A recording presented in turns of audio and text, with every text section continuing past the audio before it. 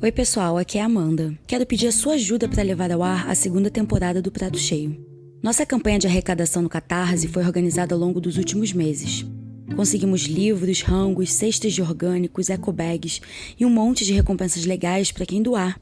Quando decidimos a data de lançamento, não poderíamos imaginar que o coronavírus atingiria em cheio a nossa saúde, a nossa rotina e o nosso psicológico. Uma crise dessa magnitude só reforça a importância do jornalismo feito com seriedade e profundidade. Entre outras coisas, não é de hoje que martelamos que não existem alimentos milagrosos e que padrões alimentares tradicionais são a melhor recomendação para ter uma boa saúde e também para o planeta. Nos últimos 3 anos, centenas de reportagens aprofundadas chegaram até você, sempre de maneira gratuita e com um foco muito claro em defesa da saúde pública, contra estratégias de grandes empresas que acabam por minar o nosso bem-estar e a favor de políticas públicas efetivas. Queremos sempre fazer mais e melhor. Se você puder ajudar nesse momento, ficamos muito gratos. Entra lá no catarse.me/prato cheio. Se não puder, tudo bem. Compartilhe nosso conteúdo e as nossas redes e continue nos acompanhando. Oi gente, tudo bem? Aqui é a Natália Silva, eu produzo e edito esse podcast, O Prato Cheio. Antes da gente começar esse episódio, eu queria apresentar uma pessoa pra vocês. Ju, conta quem é você. Oi pessoal, eu sou a Juliana Jeitens, eu sou jornalista e repórter do Joio. Eu quero dizer que é um prazer estar aqui do lado da Nath discutindo um tema tão importante. Vocês estão curiosos pra saber qual é? Conta aí, Nath. Essa é a Ju.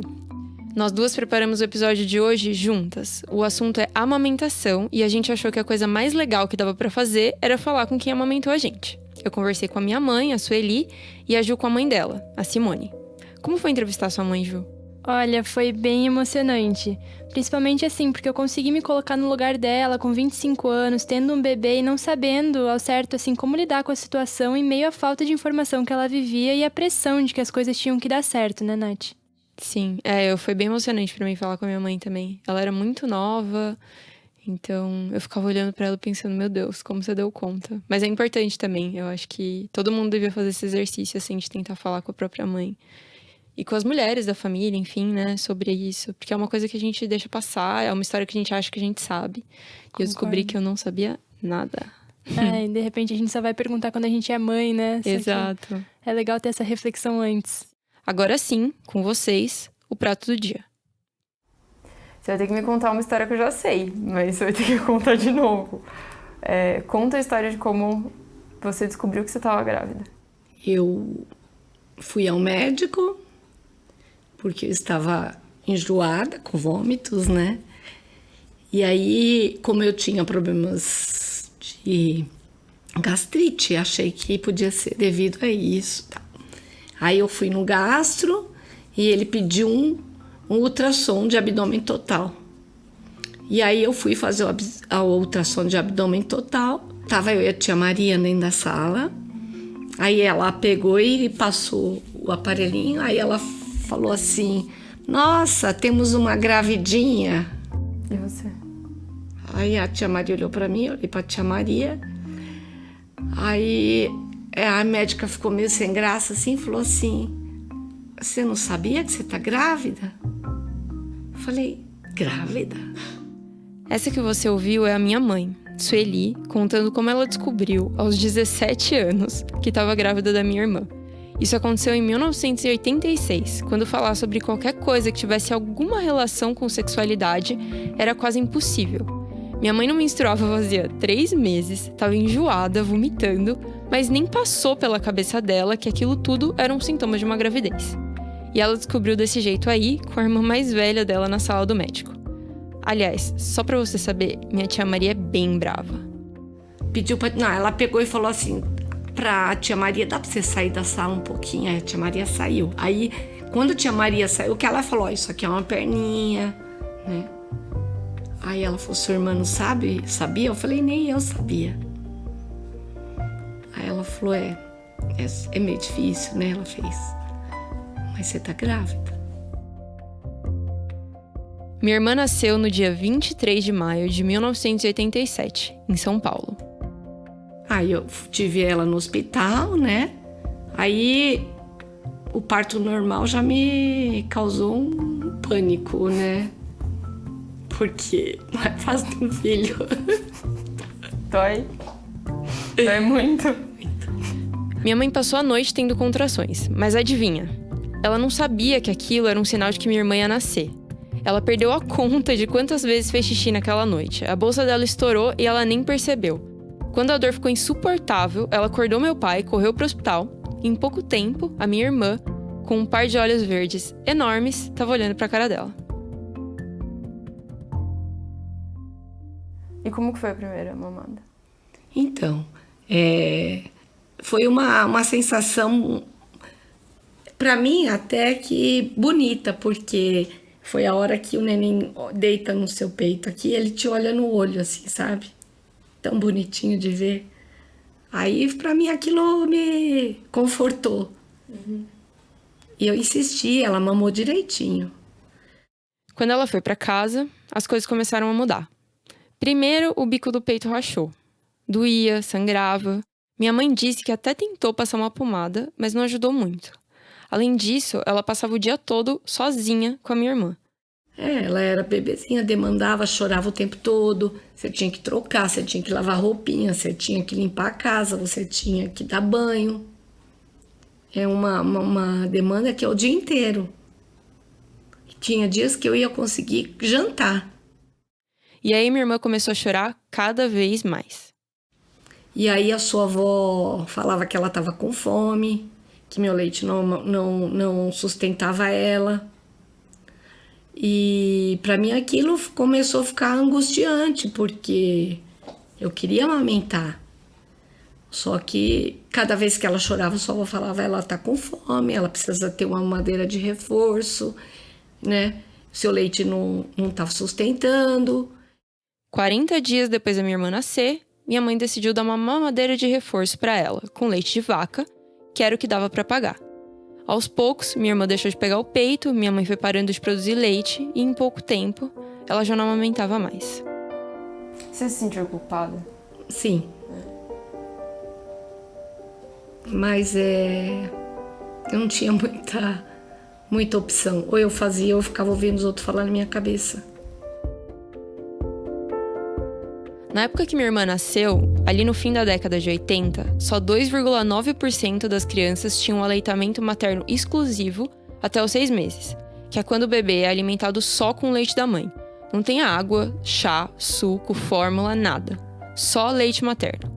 De 1987 a 2013, esse índice subiu de 2,9% para 36,6%. Os dados são do estudo Tendência de Indicadores do Aleitamento Materno no Brasil em 3 décadas, publicado na revista Saúde Pública em 2017. Esse crescimento é explicado por uma combinação de fatores. Resumidamente, 2 coisas. A criação de políticas públicas de proteção e incentivo à amamentação e, claro, mais acesso à informação. Minha mãe é um exemplo de uma história muito comum. Pensa que na época que ela engravidou, não tinha Google. Ela disse que se quisesse saber algo sobre a amamentação, teria que comprar um livro ou uma revista, mas essas coisas eram muito caras. Hoje em dia, não é mais assim. Tem a internet, que tem muita informação boa, mas tem muita porcaria também. Tem livros e revistas mais acessíveis e, recentemente, no final de 2019, foi lançado o Guia Alimentar para Crianças Menores de 2 anos, que é um documento publicado pelo Ministério da Saúde, reunindo todas as informações mais atualizadas sobre amamentação e introdução alimentar. Você pode encontrá-lo de graça na internet e a linguagem é super acessível. Ele foi pensado para ser lido não por profissionais da saúde ou mães com PhD em termos técnicos, mas por qualquer pessoa. Todas as orientações que a gente der aqui nesse episódio vieram de lá. Mas voltando ao tempo em que as coisas não eram tão fáceis. Na época da minha mãe, a informação muitas vezes acabava chegando toda errada em forma de palpites. Aliás, os palpites não solicitados devem estar no topo da lista de reclamação das mães. Acertei? A gente hoje tem a internet com uma série de informações, muitas delas inadequadas em relação à alimentação infantil, incluindo a amamentação, e a gente achou muito importante ter um material que trouxesse informação confiável para as famílias.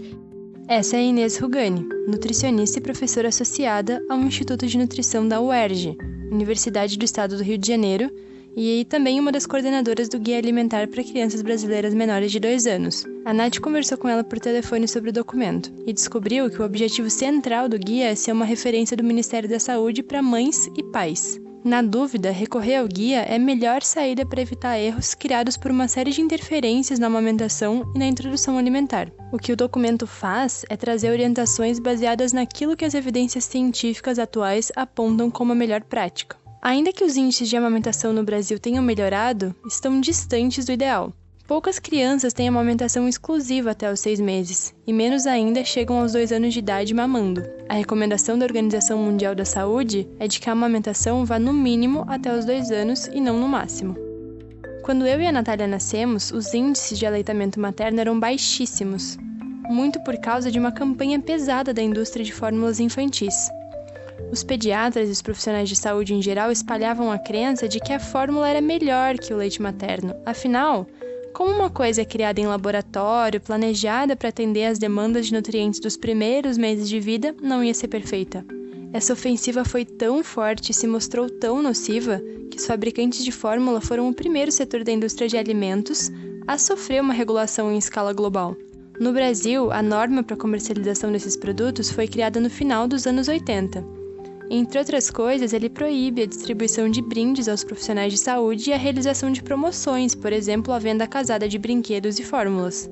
Hoje a gente já sabe que não há alimento mais perfeito que o leite da mãe, mas não faltam estratégias para desencorajar o aleitamento e estimular a introdução desnecessária de fórmulas. E a palavra estratégia não foi usada à toa aqui.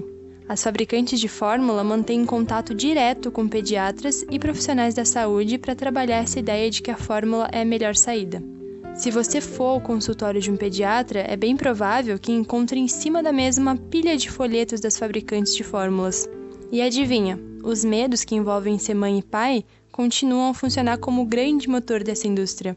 Quanta gente já não ouviu, por exemplo, que a criança precisa ganhar peso rápido para ficar saudável? E aí, o que não falta é pediatra recomendando fórmula como uma espécie de auxiliar do leite. Isso não quer dizer, de jeito nenhum, que não existam casos que demandem fórmula, claro. Essa avaliação é individual e deve ser feita pelos profissionais de saúde. Mas, certamente, continua rolando uma interferência indireta da indústria no processo de dar de mamar. A IBFAM, que é a principal rede global de apoio à amamentação, realiza todos os anos um levantamento de como a indústria viola a norma de comercialização de fórmulas. Entre 2014 e 2017, foram notificadas quase 800 violações em 79 países, envolvendo 28 empresas. As fabricantes de fórmulas patrocinam congressos científicos e sociedades de pediatria mundo afora. Nesses eventos, são apresentados resultados de pesquisas bancadas por essas corporações, que ainda fazem parceria com agências públicas, secretarias e Ministério da Área da Saúde. E como o setor de fórmulas tem uma regulação bem clara, as fabricantes partiram para outro produto. Se você for a uma farmácia, por exemplo, vai ter dificuldade em distinguir fórmulas e compostos lácteos. As embalagens são praticamente iguais. O que diferencia mesmo é o preço, já que os compostos lácteos são um produto de qualidade bem inferior. A própria indústria induz a comprar gato por lebre. Como esses produtos não têm regulação própria, as empresas conseguem fazer promoções, tipo colocar brinquedos para atrair as crianças. Minha mãe também sofreu muito com palpite.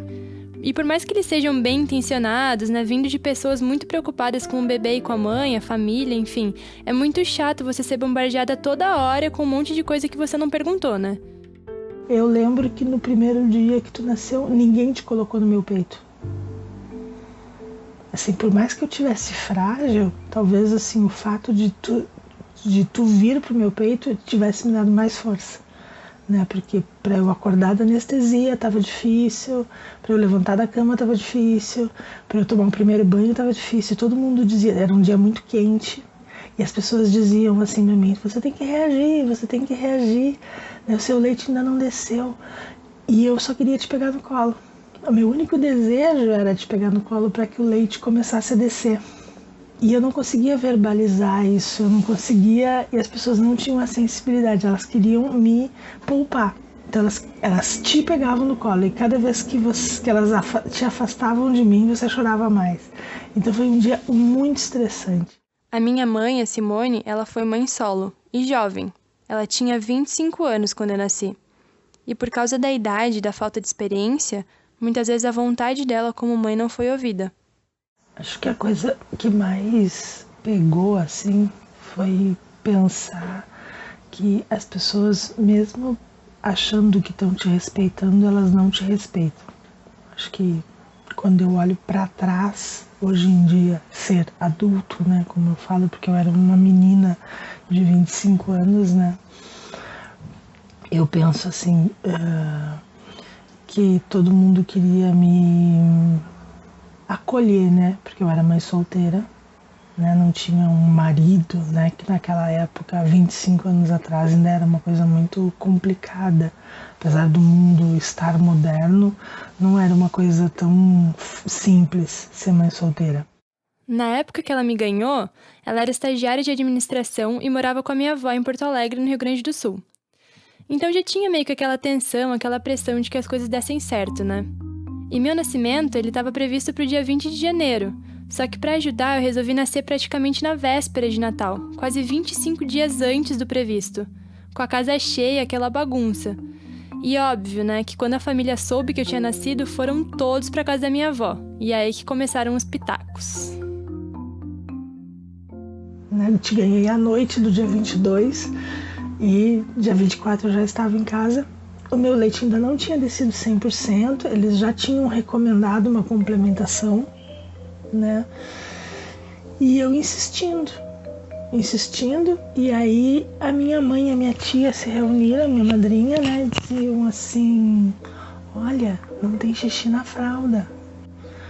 E aí e aí você tinha cólica e elas resolveram te dar um chazinho.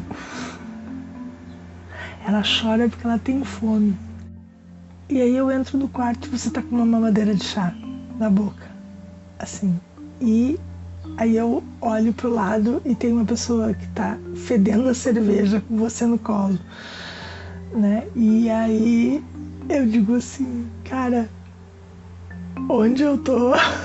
Como que essa criança vai se acalmar com uma pessoa que tá fedendo a cerveja com ela no colo, né? Porque tá comemorando Natal, tá muito feliz, né? Então assim, às vezes eu só queria encostar você na minha barriga, queria botar uma bolsinha de água quente, né? E aí você tem medo porque você acha que o seu instinto não é mais forte do que a experiência de quem teve 5 filhos, de quem teve 3 filhos, de quem teve, né? O que você tá sentindo não pode ser mais forte. O leite da minha mãe não descia. O que o Guia Alimentar para Crianças Menores de 2 anos fala sobre isso é que mulheres que tiveram partos de emergência, como foi o caso da minha mãe, podem demorar um pouco mais para produzir leite, é normal. Isso pode acontecer também com as mulheres que fizeram cesarianas programadas. Nesse tempo que o leite leva para descer, a recomendação é ter calma, manter a mulher confortável. E a família tem que ajudar muito nisso, né? Hoje em dia a gente sabe como o estresse pode prejudicar a amamentação, e a minha mãe estava muito estressada. Era tudo muito novo, imagina, ela era nova, eu estava ali, recém-nascida, precisando do leite. Quando a médica viu que a amamentação não estava funcionando, ela recomendou que a minha mãe me desse fórmula. Minha mãe não lembra do preço nem mesmo da moeda da época, mas lembra muito bem que era muito caro e não podia bancar. Mesmo assim, ela fez o que a médica disse, só que aí meu intestino travou. Eu ficava dias sem fazer cocô, chorava e minha mãe ficava cada vez mais nervosa. Foi aí que ela decidiu ouvir o instinto de mãe. Eu tomei uma decisão louca, que veio da minha cabeça, que veio de dentro de mim. E aí foi legal porque assim, as visitas começaram a escassear, era um período de férias, né? As pessoas começaram a ir pra praia, porque era janeiro, né? E ficou só eu e sua avó. E faltava ali uns 15 dias para eu voltar a trabalhar. Então eu tentei me acalmar com isso. A sua avó também voltou a trabalhar e foi um período que eu fiquei mais sozinha com você. E eu lembro que eu nem tirava a roupa, né, assim, eu nem botava roupa para ir pra rua, assim. Eu ficava de camisola, tomava um banho, ficava de camisola. Eu deixei você de pendurada no meu peito o dia inteiro. Eu assim, parecia uma índia, assim. Você chorava, você abria a boca para chorar e peito, né? Eu fiquei com os mamilos completamente quebrados, assim, né? Rachados, sangrando, se você quisesse ficar mamando no meu peito 2 horas, você ficava mamando e e aí você vai se acalmando. E foi dando a saciedade necessária. Ela fez exatamente o que o guia recomenda, e a gente vai falar guia para não ter que repetir todas as vezes guia alimentar para crianças menores de 2 anos, combinado? Ela manteve a calma, mesmo que sozinha, e estimulou a mama com a sucção do bebê. Deu certo. A minha mãe conseguiu me amamentar por 3 meses, mesmo tendo que voltar para o trabalho. Ela fazia um estoque de leite. Quem estivesse cuidando de mim enquanto ela estava no estágio, dava a mamadeira mesmo. Com uns 3 meses e meio, uma médica recomendou começar com uma alimentação complementar, né? Então eu continuava mamando, só que minha mãe começou a me dar papinhas feitas com fruta. Quando eu entrei na escola, segui o mesmo caminho da irmã da Natália. Adivinha? Leite de vaca na mamadeira! Mesmo assim, a minha mãe continuava me amamentando. Bem pouco, né? Porque ela não produzia mais tanto leite. Ela conta que conseguiu me amamentar, ainda que não exclusivamente, até os 6 meses. Mas aí começaram outros problemas, né? Minha mãe não me dava açúcar, que é a recomendação mesmo, né? Pelo guia, não oferecer açúcar para crianças até 2 anos. Mas a escola misturava açúcar na fruta. Enfim, eu acho que esse papo sobre os problemas da introdução alimentar e, de novo, como a interferência dos outros pode prejudicar esse processo, fica para outro episódio. A história da minha mãe, assim como a mãe da Nath, mostram o tamanho da importância que a informação confiável tem. Os capítulos dedicados à amamentação trazem evidências, né, as mais recentes sobre os benefícios da amamentação para a criança, para a mãe, para a sociedade. Trazem várias abordagens sobre aspectos que podem acontecer e que podem desfavorecer a amamentação no dia a dia da mulher, né, da família, e o guia orienta sobre que providências tomar. A Inês explicou para mim que o guia foi pensado a partir de um longo processo de escuta. A equipe que desenvolveu o documento passou meses conversando com mães, famílias e profissionais da saúde para entender quais eram as principais dificuldades e dúvidas. E aí o documento busca dar respostas para essas perguntas, recomendações sobre como lidar com dificuldades frequentes, tipo ensinar o bebê a fazer a pega certa para não machucar o bico do peito. E, além de tudo isso, ele reúne evidências científicas sobre os benefícios da amamentação. É uma ótima fonte de argumento para quando alguém aparecer para dar aquele velho e clássico pitaco. Não precisa brigar, é só falar. Não sei, mas você já ouviu falar do guia? Mas infelizmente o acesso à informação sozinho não vai resolver o problema, né, Nath? O Brasil é hoje, depois de anos de políticas públicas importantíssimas, uma referência para o mundo quando o assunto é a amamentação. Um relatório feito pela Unicef, publicado em 2015, aponta que 68% das crianças são amamentadas dentro da primeira hora após o nascimento, como recomenda o guia mesmo. 50% das crianças continuam sendo amamentadas até o 1º ano de idade e 25% até os 2 anos. Para melhorar esses números, a Inês comenta que nós precisamos entender como sociedade e individualmente a importância da amamentação. Dar de mamar, colocar no peito para dar de mamar, só a mulher pode fazer, né? Agora, todo mundo pode ajudar, né? Se essa mulher está trabalhando, por exemplo, e ela tirar o leite do peito, né, e deixar em casa para alguém dar para a criança, ajudar ela a amamentar, também é oferecer esse leite para a criança quando ela não está junto da criança, né? Essa mulher precisa descansar, ela precisa ser bem hidratada, né? Porque produzir leite, ela gasta muita energia e precisa de líquido, né? Para gerar o leite. Então, cuidar da mulher é importante, né? Outra coisa muito importante é toda a organização da casa, né? Se essa mulher já tem outros filhos, né? Cuidar dos outros filhos para que ela possa ficar menos ocupada com esses afazeres que ela tinha antes dela ter esse novo neném, né? Isso é de grande ajuda, cuidar da alimentação, da arrumação da casa, da limpeza da casa, lavagem de roupa, toda essa coisa do cuidado doméstico, né? Que muitas vezes essa mulher acaba acumulando com a prática da amamentação e é muita sobrecarga, né? Além disso, a maternidade às vezes pode ser uma experiência muito solitária. Então, que tal ao invés de dar palpite, começar a ouvir o que as mães têm a dizer? Não são poucas as mulheres que reclamam da sobrecarga mental causada pelo julgamento que vem junto com a gravidez. E isso tudo, a gente já sabe, pode ser prejudicial para a amamentação e para o bebê. Agora, eu e a Ju vamos fazer um ping-pong do guia. Eu vou fazer uma pergunta e a Ju vai responder com base no que tá lá no documento. Ju, vamos começar.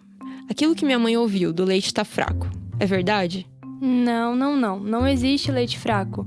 Todo leite materno é adequado. A natureza garante que qualquer mulher, até aquelas que não têm uma alimentação adequada, produzem o leite ideal para o bebê. Mas e se o bebê estiver chorando demais? Será que não é pouco leite, ele tá com fome? Olha, a maioria das mulheres produz leite suficiente para amamentar o bebê. Mas alguns sinais podem ajudar a verificar se a criança está mamando o suficiente, como fazer xixi várias vezes ao dia, um sinal de boa hidratação. Outra coisa é o peso do bebê, que pode ser medido e acompanhado por um profissional de saúde. Amamentar por muito tempo não deixa a criança muito dependente da mãe? Não! O afeto envolvido na amamentação cria um vínculo forte entre a mãe e a criança, que acaba se sentindo mais segura. E isso faz que, ao contrário do que muita gente pensa, a criança fique independente mais rápido. E quando é que uma criança tem que tomar fórmula? Olha, é só em casos muito específicos e com orientação médica. E muita gente acaba confundindo a fórmula com leite em pó e composto lácteo. São 3 coisas bem diferentes. Olha só, a fórmula é um leite de vaca modificado para se tornar um produto compatível com a maturidade do organismo da criança e pensado nas necessidades nutricionais específicas. O leite em pó é o leite de vaca integral desidratado. E o composto lácteo é uma mistura de leite e outros ingredientes, como açúcar e aditivos alimentares. Tanto o leite em pó quanto o composto lácteo não são indicados para crianças menores de 1 ano. Mas e se uma mãe não tiver dinheiro para fórmula, como é que faz? Então, a recomendação do guia para esses casos é alimentar a criança com leite de vaca modificado em casa, que é uma mistura do leite integral com a água. Isso é feito para não sobrecarregar o organismo da criança com quantidades excessivas de proteínas e sódio, por exemplo. Mas isso sempre deve ser feito com acompanhamento médico, para checar se a criança está saudável e com desenvolvimento adequado. E para encerrar esse episódio, eu fiz o que eu sempre faço quando eu não consigo achar uma resposta para alguma coisa.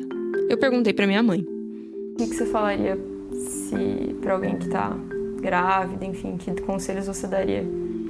Para que amamente, né? Insista nisso. É importante. Dá trabalho, dá um trabalhinho, sim. Dói um pouco, dói. Mas é uma recompensa tão grande para a mãe, para a criança, né? Principalmente para a criança, porque a amamentação é de extrema importância. Para o desenvolvimento da criança, o leite materno é o que há de melhor. Isso já é comprovado, né? E não dê ouvidos às pessoas que queiram dar palpites, porque acaba atrapalhando esse processo, que se você insistir mais um pouquinho, você vai além, né? E não se basear pela história dos outros. Porque na minha época eu não amamentei, mas a criança engordou, cresceu sem problemas, era isso que eu ouvia. Então você tem que insistir e entender que a amamentação é importante para você, né? E não dar ouvidos às pessoas que queiram interferir nisso, né? Que é um processo. Quanto mais orientação o bebê tiver, mais fácil fica para você amamentar. Isso é sem dúvida. O roteiro desse episódio foi feito por mim e pela Natália Silva, que também produz e edita o Prato Cheio. A checagem de fatos é de João Pérez e Moriti Neto. Quem fez a ilustração do episódio foi Denise Matsumoto. A Amanda Flora é quem está por trás das redes sociais. Essa primeira temporada do Prato Cheio está no ar graças ao apoio da Fundação Henrique Ball. Até o próximo episódio!